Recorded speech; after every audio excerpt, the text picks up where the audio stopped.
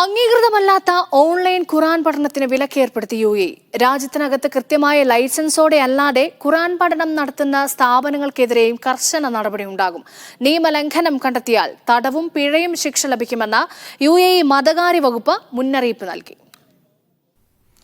അംഗീകൃത മാനദണ്ഡങ്ങൾ പാലിച്ചും യോഗ്യതയുള്ള അധ്യാപകർ മുഖേനയുമാണ് ഖുർആൻ പഠനം നടക്കേണ്ടത്. എന്നാൽ ഓൺലൈൻ മാധ്യമങ്ങളിലൂടെയും മറ്റും പരസ്യം നൽകി നടത്തുന്ന ഖുർആൻ പഠന കേന്ദ്രങ്ങളും സംവിധാനങ്ങളും മതചൈതന്യത്തിനു തന്നെ നിരക്കാത്തതാണെന്ന് UAE ഔഖാഫ് വകുപ്പ് വ്യക്തമാക്കി. ഈ സാഹചര്യത്തിലാണ് അംഗീകൃതമല്ലാതെയുള്ള ഓൺലൈൻ ഖുർആൻ പഠനത്തിന് രാജ്യത്തുടനീളം വിലക്ക് ഏർപ്പെടുത്തുന്നത്. ബന്ധപ്പെട്ട വകുപ്പിൽ നിന്ന് അംഗീകാരം ലഭിക്കാതെയുള്ള ഖുർആൻ പഠന സ്ഥാപനങ്ങളും അനുവദിക്കില്ല.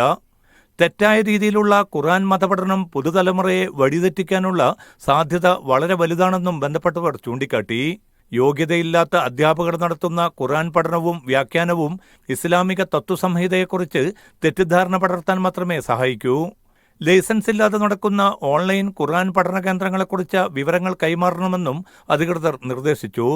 നിയമം ലംഘിക്കുന്നവർക്ക് 2 മാസം വരെ തടവും 1.5 ലക്ഷം ദിർഹം വരെ ഫൈനും ലഭിക്കുമെന്നും അധികൃതർ മുന്നറിയിപ്പ് നൽകി.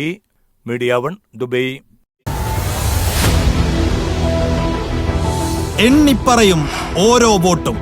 June 4 media 1-നൊപ്പം.